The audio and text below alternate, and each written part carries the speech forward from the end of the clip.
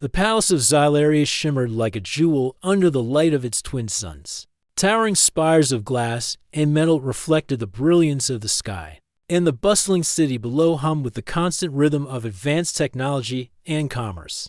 From her private balcony, Princess Lyra looked down at the people moving through the streets, her sharp green eyes reflecting both pride and frustration. She was the heir of Xylaria, trained since childhood to lead her people with intelligence, courage, and a firm hand. She had fought simulations, negotiated trade deals, and learned dozens of languages. Yet she felt an unfamiliar irritation brewing that day. "I don't need one," she muttered, her voice barely audible above the wind brushing the palace towers. A human protector. Ridiculous? Her advisor, an older Xylarian named Master Soren, stood behind her, robes flowing with an elegance that only age and wisdom could command. "Princess," he said calmly, "the Galactic Council has made the assignment. The human officer is highly recommended. You will at least meet him." Lyra turned sharply, her brows furrowed. "Highly recommended. Humans are reckless, unpredictable. They are not like us." She swept her hand across the balcony, as if trying to dismiss the thought entirely. "I have my guards, my security drones, my own ship. I do not need a human wandering around, watching my every move." Soren's gaze softened. "Sometimes, Princess, it is not just skill that saves a life. It is perspective. You have the strength of Xylaria, but humans, they have other strengths. You may see for yourself soon enough." Lyra frowned but said nothing more. She had heard the warnings. The council rarely made mistakes. Yet the idea of being assigned a human protector felt insulting. To her, it seemed like a punishment. Meanwhile, far across the galaxy, Captain Elias Kane prepared for his journey in the human fleet.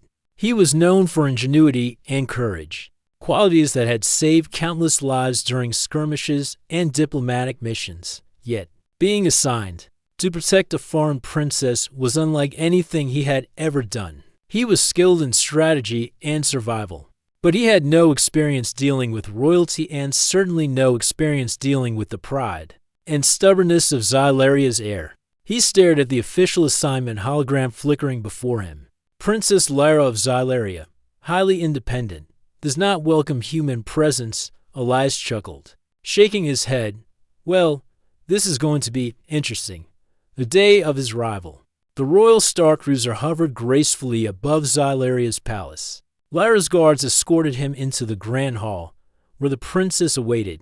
She was tall, commanding, her posture perfect, yet her eyes held a spark of curiosity mixed with irritation. Elias bowed slightly, keeping his expression neutral. "Princess Lyra, I am Captain Elias Kane, assigned as your protector by the Galactic Council." Lyra's lips pressed into a thin line. "I am aware of your assignment, Captain Kane. Your presence is noted." Her tone was polite but icy. "I do not require protection. I have my own team." Elias nodded, unshaken. "Understood, Princess. But as the Council's directive, I am here to ensure your safety, regardless of circumstance. I am trained in ways that complement your own skills." Lyra's eyes narrowed. "Complement? I have survived simulations that would have destroyed fleets. I have fought off threats you cannot imagine. And you think you compliment me?" Elias kept his calm, a faint smile tugging at the corners of his mouth. "I do not underestimate you, Princess. I only hope to provide an additional perspective. Sometimes, an unexpected viewpoint is exactly what is needed." Lyra huffed and turned away, signaling that the conversation was over.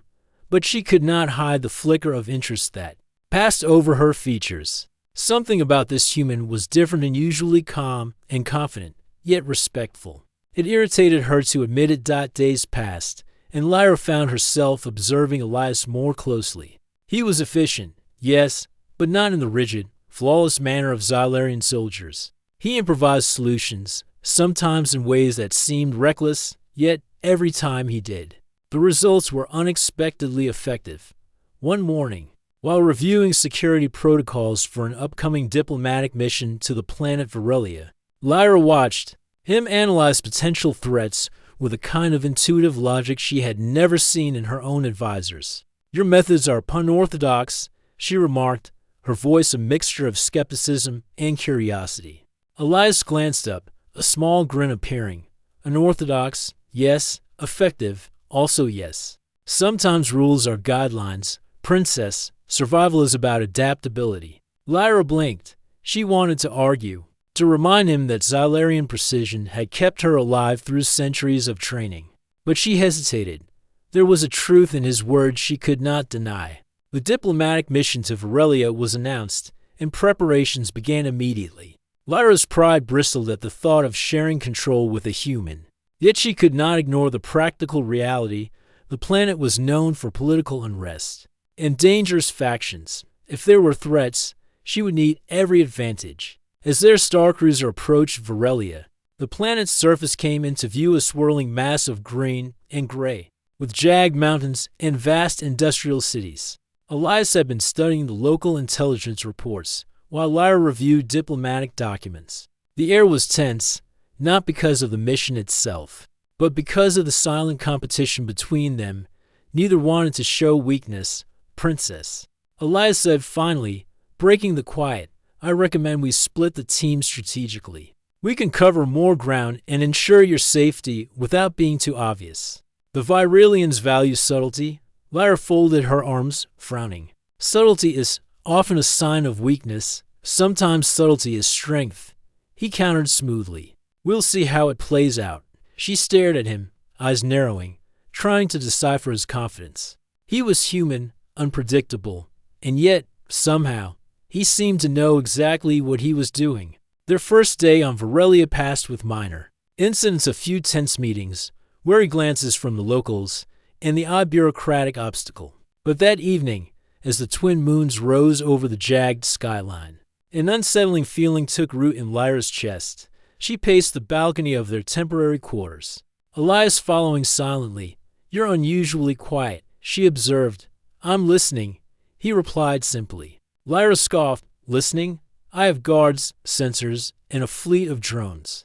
I do not need someone to listen, he shrugged. Sometimes listening is more valuable than any weapon or device. You'd be surprised what people reveal when you just pay attention. Lyra stared at the horizon, the distant lights of the city flickering like fireflies. For the first time in years, she felt uncertain. There were forces on Varelia that she had not anticipated, and despite her training, a part of her wondered if she had underestimated the dangers ahead.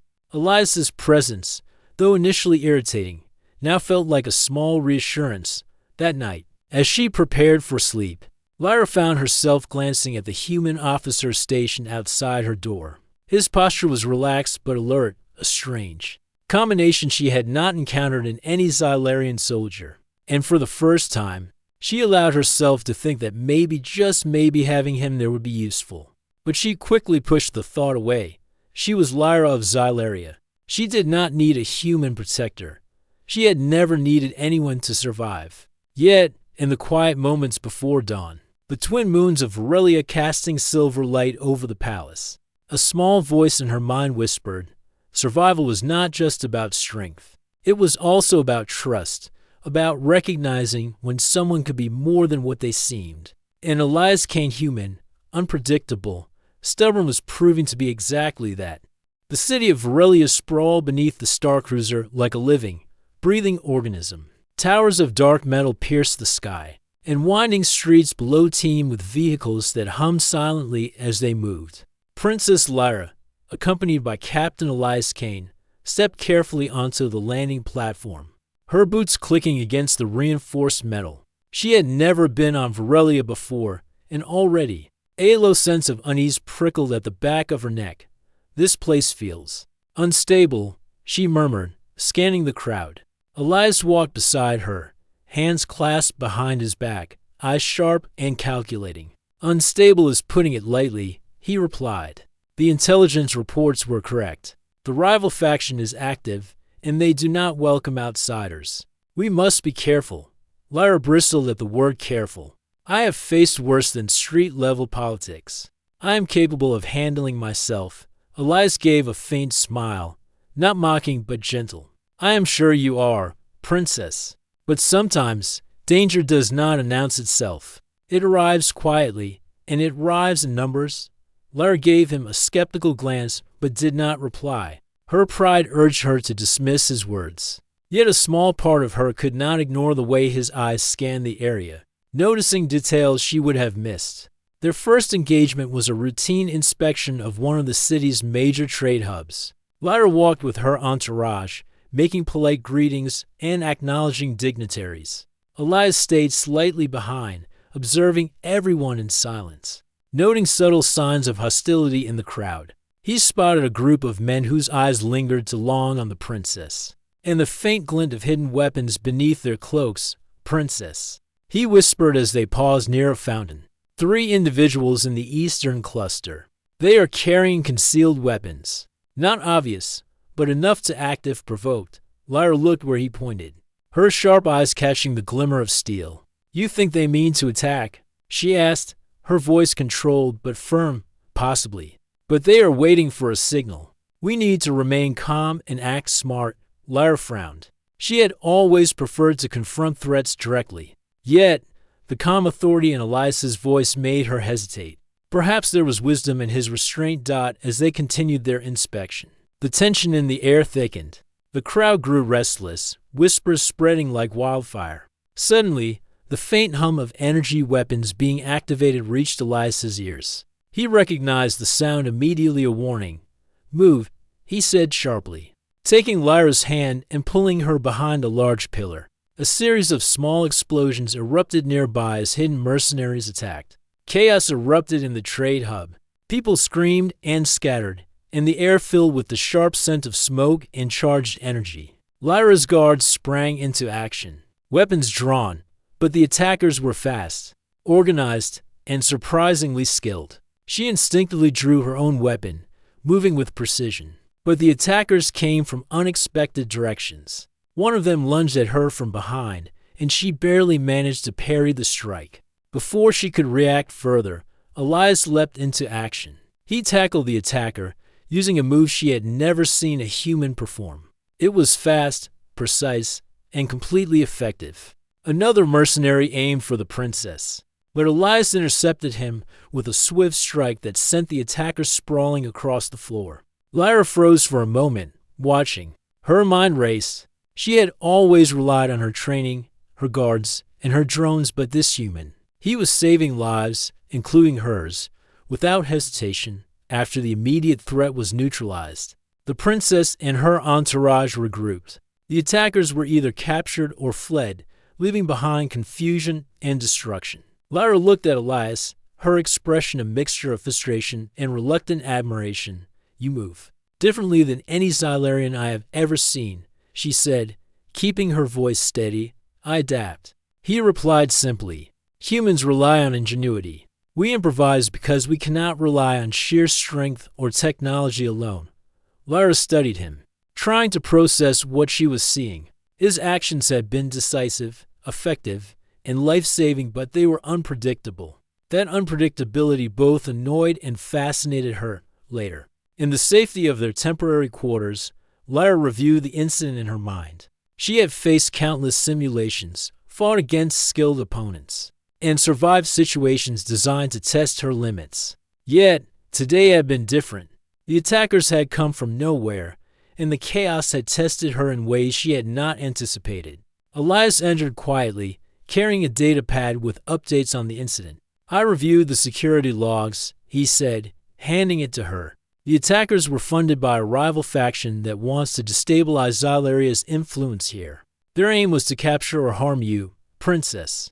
It is not random they planned this." Lyra frowned, her fingers tapping against the data pad. "So they are more organized than we thought, and we did not expect them to act so openly. They must have resources." "People watching." "Exactly," Elias replied. "Which is why we need to anticipate their next move. We cannot simply rely on defense anymore." Lyra's pride bristled at the implication. She had survived countless challenges, but now she realized that even she might need help. And that help annoyingly came from a human. The next morning, they held a council meeting with local leaders to address the attack and maintain diplomatic relations. Lyra led the meeting with her usual poise, discussing trade agreements, safety measures, and the political landscape. Elias stayed beside her, quietly observing, occasionally offering a suggestion that only she would notice was clever and precise. One of the leaders, a tall Varelian named Tarek, leaned forward. "Your presence here is unexpected, Princess. We were not aware that your delegation would be so heavily guarded." Lyra's eyes narrowed slightly. "I come to ensure that trade and peace continue without disruption. Security is a necessary precaution."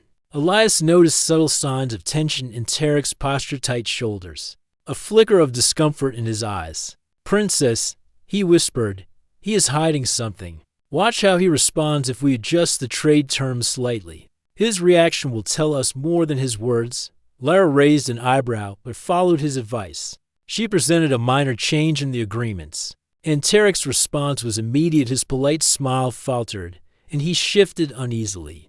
Elias nodded subtly. "See, humans and perhaps all species have ways of reading intentions without words. You might find it useful." Lyra looked at him, a small part of her unwillingly impressed. Perhaps there was value in having a human protector, not just for physical safety, but for insight into the unexpected. That evening, as the twin moons of Varelia rose once again, Lyra and Elias walked through the palace gardens. The attack had left them both quiet, each lost in thought. Lyra finally broke the silence. "You were right," she admitted softly. "The attack was more dangerous than I anticipated.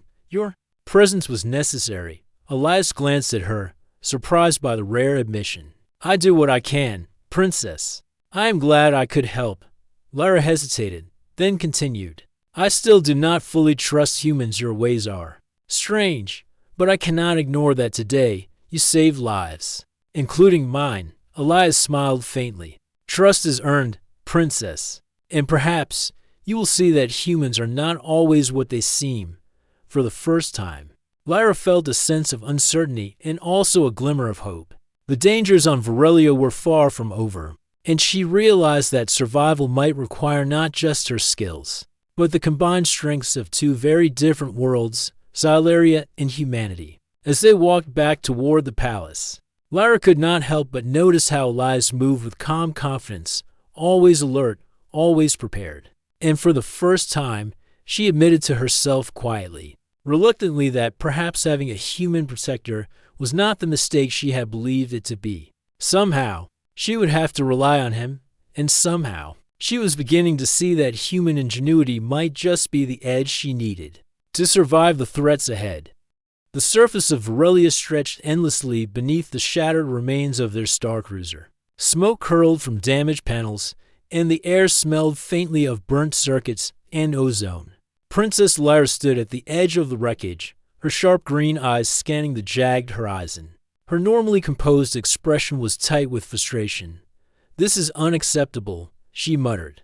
"I cannot believe this ship could be sabotaged under my watch." Captain Elias Kane crouched nearby, examining a torn section of the hull. Sparks flickered from exposed wiring, and the smell of scorched metal filled the air. "It wasn't your fault, Princess," he said calmly. "Someone wanted to make sure we never landed safely, and they succeeded. For now," Lyra turned sharply, her chest heaving with irritation. "For now, we are stranded. We have no way to call for help, no immediate escape. How do you suggest we survive, Captain Kane?" Elias stood, brushing soot from his uniform. "We adapt. We use what we have, and we stay alert. That's how humans survive in worse conditions than this." Lyra frowned. Adaptation was a concept she understood, but the thought of relying on a human to lead survival efforts was unpleasant. Yet, deep inside, she knew that arguing now would achieve nothing. The first hours were tense. They had to leave the wreckage before rival forces discovered their location. Elias led them to a nearby canyon, where jagged rocks formed natural shelters. The sun dipped behind the mountains, casting long shadows that made the canyon feel like a labyrinth. "We'll camp here for the night," Elias said. "The terrain is rough, but it's defensible. If anyone comes after us, they will have to find a way through the canyon, and that will slow them down." Lyra's pride bristled. "You assume there will be pursuers. Perhaps it is safer to attempt repairs immediately and leave." Elias shook his head. "Immediate repairs are impossible. We don't have the tools or spare parts. This canyon is our best chance. We survive tonight, and then we plan." Reluctantly, Lyra followed him deeper into the canyon, her mind racing with frustration and worry. Night fell quickly on Varelia. The twin moons cast an eerie silver glow across the rocky terrain. The temperature dropped sharply, and the wind howled through the canyon like a living thing. Lyra and Elias huddled near a small fire he had built, using remnants of the Star Cruiser and dry brush from the canyon floor. "You are skilled with survival," Lyra admitted reluctantly, watching him move efficiently. He had created a makeshift water filter, reinforced the shelter, and even improvised traps in case predators came close. Elias glanced up at her, his eyes calm and steady. "Humans have to be. Survival is about observation and creativity, not just strength or technology. You've been trained to survive in structured conditions. This is different." Lyra's lips pressed together, unsure whether to feel insulted or grateful. She was capable, yes, but the wild, unpredictable landscape of Varelia was teaching her quickly that training alone was not enough. The next morning brought new challenges. The canyon was not empty. Strange, predatory creatures lurked in the shadows, their glowing eyes following every movement. Elias moved silently, scanning the terrain, while Lyra remained tense, weapon ready in hand. "Princess," he whispered, crouching beside her, "we must move carefully. They are curious, not immediately hostile, but if we provoke them, we risk attack." Lyra nodded. She did not trust these creatures, but Elias's presence was strangely reassuring. Despite her reluctance, she realized that following his lead was their best chance. Hours passed as they navigated the canyon. Elias used clever diversions to avoid direct confrontation with the predators, leading Lyra along paths that were hidden from view. She could not help but notice the ingenuity behind every action. Humans thought differently, reacted differently, and in this environment, that difference was saving their lives. By midday, exhaustion set in. They had found a small stream and took time to drink and rest. Lyra knelt beside the water, dipping her hands in cautiously. She watched her reflection, pale and dirt-streaked, and realized just how vulnerable they truly were. "You are different than I expected," she said quietly, almost to herself. Elias glanced at her, raising an eyebrow. "Different how?" "Calm, clever, unpredictable, but effective. I cannot say I like having to rely on a human, yet here I am, following your lead."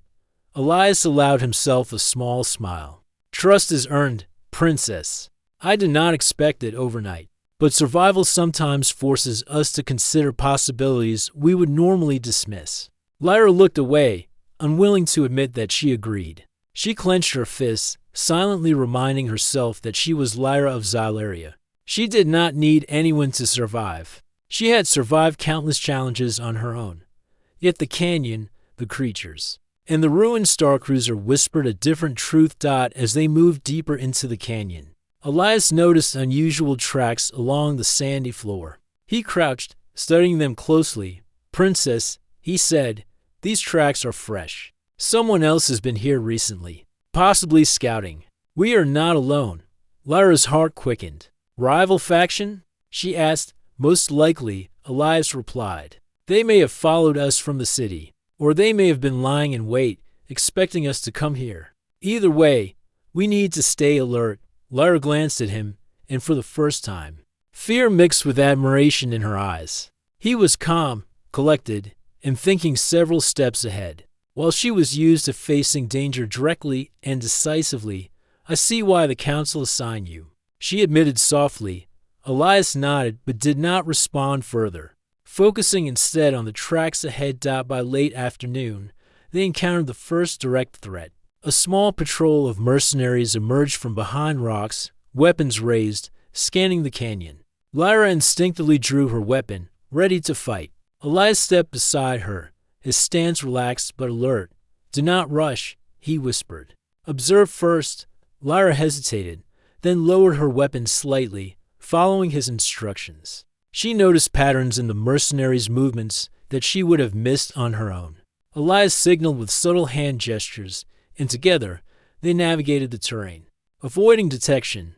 When the patrol finally passed, Lyra allowed herself a small, grudging smile. You are effective, she said quietly. Elias shrugged. So are you, princess. But survival often requires teamwork. Lyra did not respond, but inside, she began to understand something important.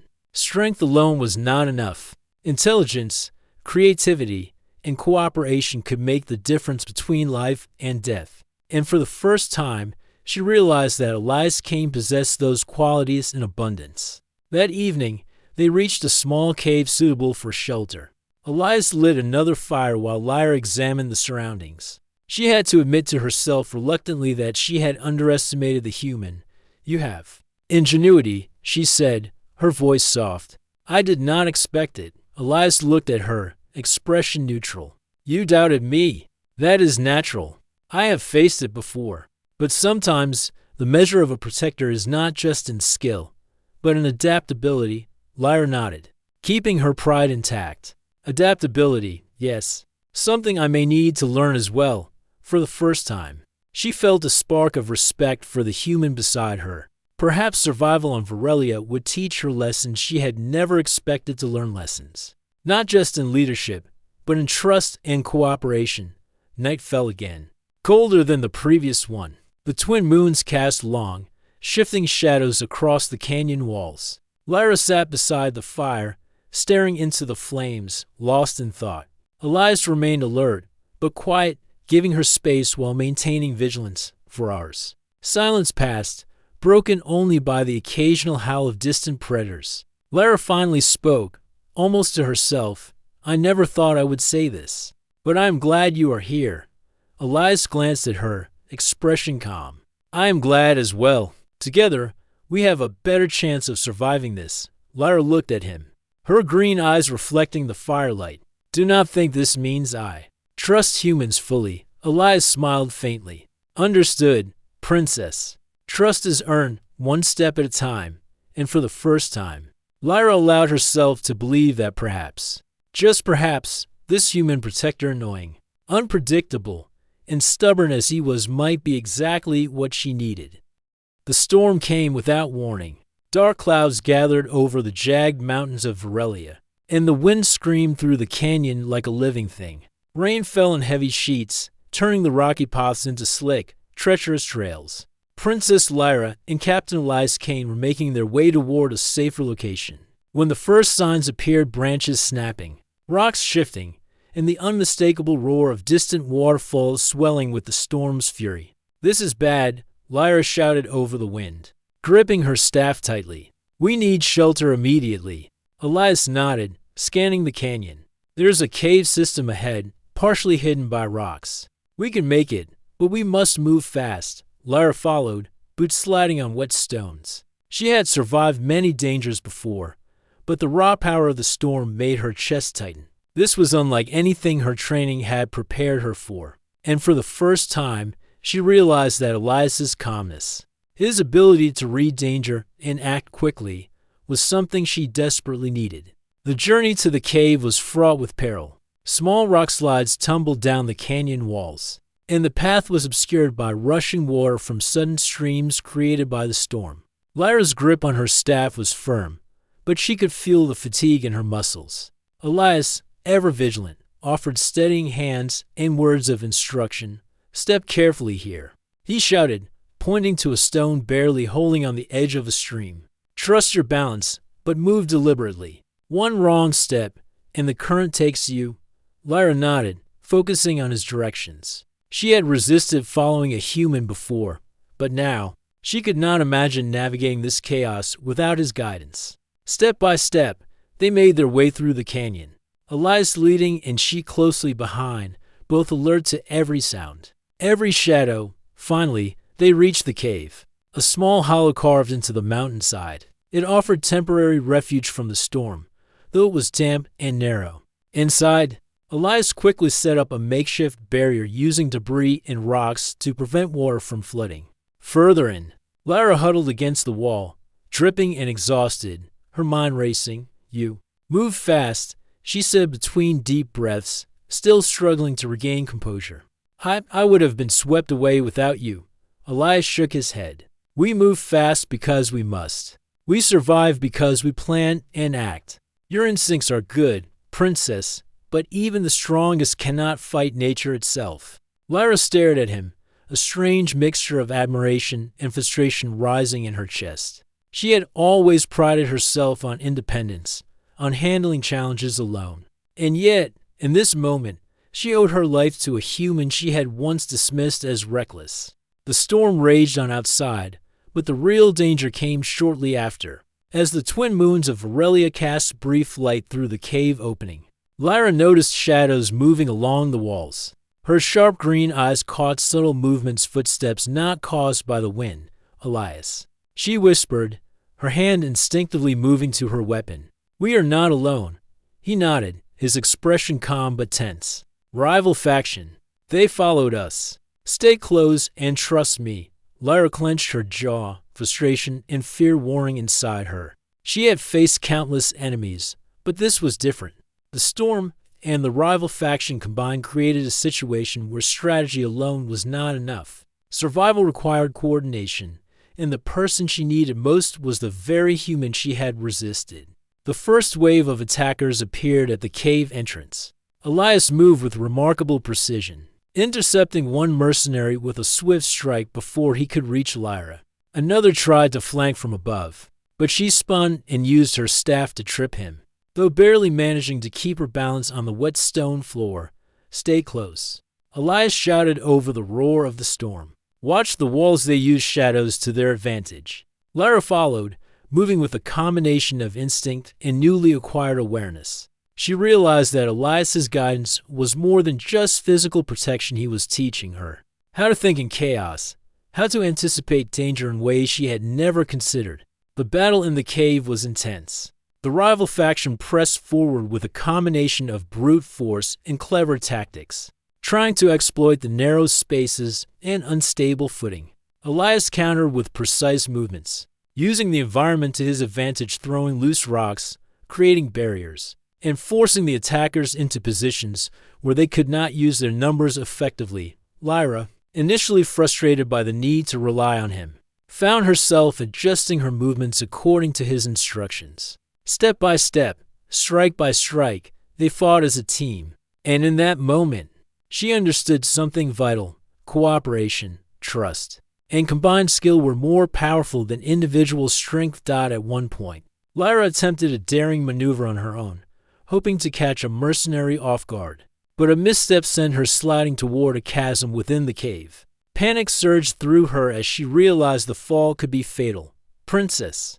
Elias's voice cut through the chaos. Without hesitation, he lunged, grabbing her just in time.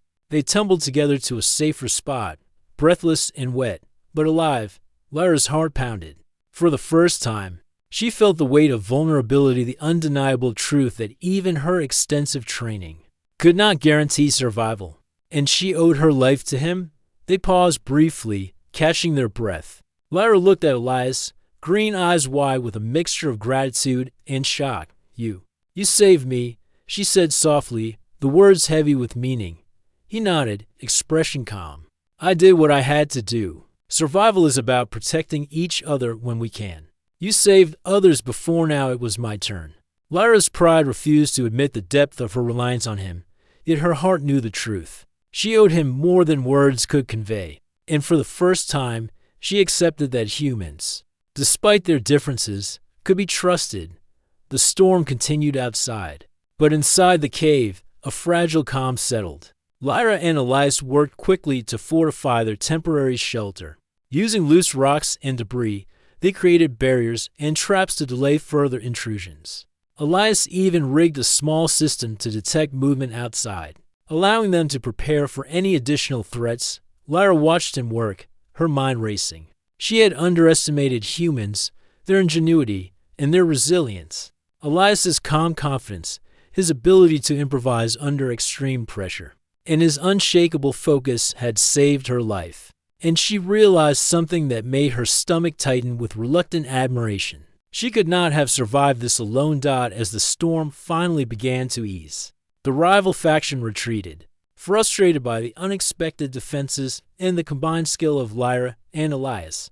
The cave battered and scorched, had survived. So had they? Lyra sat against a rock, exhausted and dripping, but her gaze rested on Elias with a newfound respect. I owe you my life, she admitted, her voice low and serious. I never thought I would say this, but I do. Elias nodded, expression unreadable, though a faint warmth lingered in his eyes. I do not expect gratitude, Princess. What matters is that we survived, and we will continue to do so together. Lyra closed her eyes briefly, taking a deep breath. She had always believed she was invincible, that her training and skill were enough. But tonight had proven her wrong. Strength alone was not enough. Survival required trust, cooperation, and the courage to rely on others. And for the first time, she realized that Elias Kane, human, stubborn, unpredictable, was exactly the ally she needed. By dawn, the storm had passed, leaving the canyon glistening with rainwater and mist. Lyra and Elias emerged from the cave, battered but alive. The landscape was still treacherous, but their bond had strengthened. Mutual respect had been forged in the crucible of danger, and the princess knew that from this point on, she could not ignore the value of her human protector. She glanced at Elias, a small smile forming on her lips. We survived, she said simply. Yes, he replied, and we will continue to survive whatever comes next. For the first time, Lyra allowed herself to feel something she had never admitted before, trust, and deep down, she knew that their story was only beginning. The journey back to Xylaria was quiet, almost reflective. The Star Cruiser, patched with temporary repairs, hummed steadily as it cut through the dark expanse of space.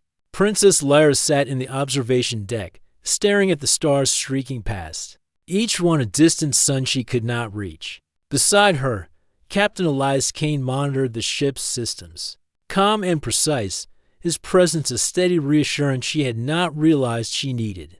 The mission to Varelia had tested her in ways she had never expected. The attack at the trade hub, the sabotage of their ship, the treacherous canyon, and the storm, all of it had forced her to confront a truth she had resisted her entire life. Strength alone did not guarantee survival. Cooperation, trust, and ingenuity mattered just as much. Lyra's green eyes flicked toward Elias. He was reviewing the reports, but occasionally he glanced at her, as if gauging her state of mind. She remembered the moment in the canyon when he had saved her from falling into the chasm, and her chest tightened. I never thought I'd say this, she murmured quietly, mostly to herself. But I owe you my life. Elias's gaze softened, though he remained composed. You've done the same for me, Princess. You saved others, led courageously, and made decisions I could never make alone. We complement each other, whether you realize it or not. Lyra hesitated, unused to such candid acknowledgement. Humans were so different from Xylarians, direct, emotional, yet disciplined in their own ways. And she realized, perhaps for the first time, that these differences were a strength, not a weakness. When the Star Cruiser approached Xylaria, the capital city gleamed like a jewel against the dark velvet of space. The twin suns were rising, painting the spires with gold and crimson light. The Galactic Council had been informed of their safe return, and a small delegation was waiting to welcome the princess. Lyra straightened, regaining the poise expected of her station. Yet she felt a new confidence within her, one shaped not just by training and lineage but by the trials she had endured on Varelia. She had survived because she had allowed herself to rely on another, because she had accepted Elias Kane as her protector, her partner in survival. As they docked, advisors and officials rushed forward, offering greetings and congratulations. Lyra nodded politely, but her mind was only half on the formalities. Her thoughts returned to Elias. His calm, analytical mind had kept her alive. His courage had prevented disaster, and most importantly, his presence had forced her to see beyond her own limitations. After the initial formalities, the princess and Elias were taken to a secure council chamber to debrief with the Galactic Council. Leaders from multiple species waited, some curious, others skeptical, but all attentive. Lyra stepped forward, her voice clear and authoritative. The events on Varelia were more complex and dangerous than anticipated. The rival faction demonstrated both cunning and courage, and their resources exceeded initial intelligence reports. We survived due to swift action, strategic thinking, and the coordinated efforts of multiple teams. She paused. Glancing at Elias, Captain Elias Kane's guidance and ingenuity were instrumental in our survival. His unconventional tactics complemented our own skills and allowed us to navigate challenges that could have otherwise been fatal. A murmur ran through the council. Humans were often underestimated in Xylaria circles, and Lyra's acknowledgement carried weight. The princess continued, her tone steady. This mission demonstrates that cooperation between species and the value of diverse perspectives is not just desirable, it is essential. The lives saved, including my own, are proof of that truth. Elias inclined his head slightly, accepting her words without arrogance. He did not need praise. His satisfaction lay in the fact that they had survived together, later, in private quarters. Lyra and Elias reviewed the data collected during the mission. They analyzed the rival faction's tactics, mapped escape routes, and planned contingencies for the future. The tension between them, once thick with mutual skepticism, had shifted to a productive partnership. "You've changed," Elias remarked quietly, observing her focused expression. "You've become more open to ideas outside your training, less rigid, more adaptable." Lyra glanced at him, a small, wry smile forming. "And you've learned that humans are occasionally capable of discipline." Elias chuckled softly. Occasionally, she confirmed with mock seriousness. The shared laughter was brief but genuine, a moment of connection that transcended species, rank, and past prejudices. For the first time, they were equal partners, bound not by protocol, but by experience and mutual respect. Over the following weeks, Lyra began implementing small but meaningful changes in Xylaria's approach to diplomacy and defense. She advocated for interspecies cooperation, recognizing that the strengths of humans and others could complement Xylarian skill. Her advisors were initially hesitant, but her confidence and the success of the Varelia mission lent weight to her arguments. Elias remained by her side, offering counsel and insight without overshadowing her authority. They debated strategies late into the night, sometimes fiercely, sometimes with humor, but always with a shared goal: the safety and prosperity of Xylaria and its allies. In private moments, Lyra reflected on the lessons learned. She had faced the storm, the canyon. The mercenary Zen had survived not because of her training alone, but because she had allowed herself to trust someone different from herself. And that trust had proven invaluable. One evening, standing on the palace balcony overlooking the city, Lyra spoke softly, mostly to herself but not entirely. "I never thought I'd say this, but I would not have survived Varelia without you, Elias." Elias stood beside her, hands resting lightly on the railing. "And I would not have made it through the mission without you. You were calm under pressure, decisive, and courageous. I followed you as much as you followed me." Lyra studied him, green eyes thoughtful. Perhaps humans are not so reckless after all. Perhaps there's more we can learn from each other than I realized." Elias nodded, a faint smile tugging at his lips. "I think we both have learned a lot. About survival, about trust, about cooperation. And this is only the beginning." Lyra allowed herself a rare moment of reflection. Considering the future, she had spent her life believing she could do everything alone. Now, she understood that true strength included the courage to rely on others, to recognize the value in difference, and to work together toward common goals. Days later, the Galactic Council officially praised their survival and strategic success. Lyra's acknowledgement of Elias Kane became a symbol of interspecies collaboration, inspiring dialogue across the galaxy about trust, alliance, and shared responsibility. The mission's success had far-reaching implications, and Lyra knew that future challenges would be met not alone, but with allies she could rely on. In a quiet moment, Elias approached her with a simple observation: "Princess, the galaxy is vast. We will face many more storms, many more challenges. But together, we are stronger than any one of us alone." Lyra turned to him, green eyes bright with determination. Yes, together, for the first time in her life, She did not feel the need to carry the weight of the galaxy alone. She had a partner human, stubborn, and brilliant who had proven himself in the crucible of survival. And in that realization, she felt a calm confidence she had never known. Their bond was no longer just duty. It was mutual respect, trust, and a promise forged in fire and storm. The princess had survived Varelia, yes, but more importantly, she had learned that survival, leadership, and life itself were strongest when shared. And as the twin suns rose over Xylaria, casting their golden light over the city, Lyra and Elias stood side by side on the balcony, ready to face whatever the universe would throw at them next together. The princess no longer needed to doubt her protector. She owed him her life, yes, but more than that, she had found an ally, a teacher, and a friend. And that, she knew, was worth more than any crown or title. The galaxy was wide, the future uncertain, and the challenges many. Yet, with Elias Kane at her side, Princess Lyra felt ready for anything.